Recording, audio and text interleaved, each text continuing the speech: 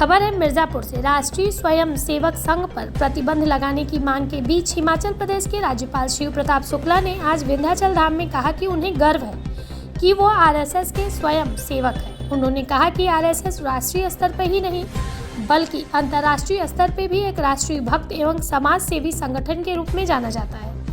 विंध्याचल धाम में पूजन अर्चन के बाद पत्रकारों से वार्ता करते हुए कहा कि विंध्य कॉरिडोर बनने के बाद स्थानीय दुकानदारों की आमदनी में वृद्धि हुई। साथ ही उन्होंने भारत के एकीकरण में योगदान देने वाले सरदार वल्लभ भाई पटेल को याद करते हुए कहा कि उन्होंने छोटी छोटी रियासतों को मिलाकर आज एक भारत की नींव रखी थी। आज उनकी जयंती को देश में एकता दिवस के रूप में मनाया जा रहा है। जो सम्मान उन्हें मिलना चाहिए था वह अब मिला है। पूरे देश में उनकी जयंती एकता दिवस के रूप में मनाया जा रहा है। विंध्याचल धाम पहुंचकर राज्यपाल ने लगभग 20 मिनट तक दर्शन पूजन किए। इस स्वागत का कार्य नगर विधायक पंडित रत्नाकर मिश्रा ने किया था।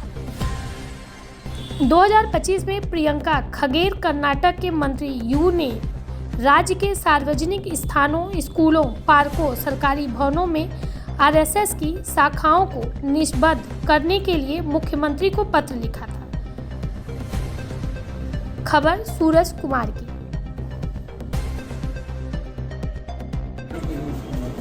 सरदार वल्लभ भाई पटेल देश को आजाद कराने के बाद देश की उन छोटी छोटी रियासतों को भी जो अपनी अपनी बात चलाते थे उनको भारत की बात चलाने के लिए प्रेरित किया और सब लोग भारत में मिल गए।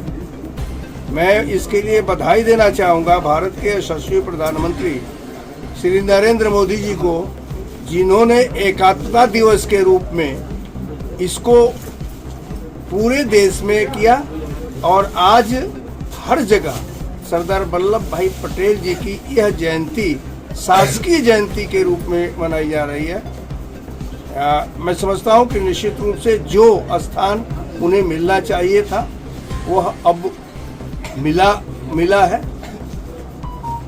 जहाँ तक आरएसएस पर प्रतिबंध की बात है तो मैं ये मान करके चलता हूँ कि एक राष्ट्रीय स्वयंसेवक संघ के स्वयंसेवक होने के नाते मुझे भी इसका गौरव है कि मैं स्वयंसेवक हूँ।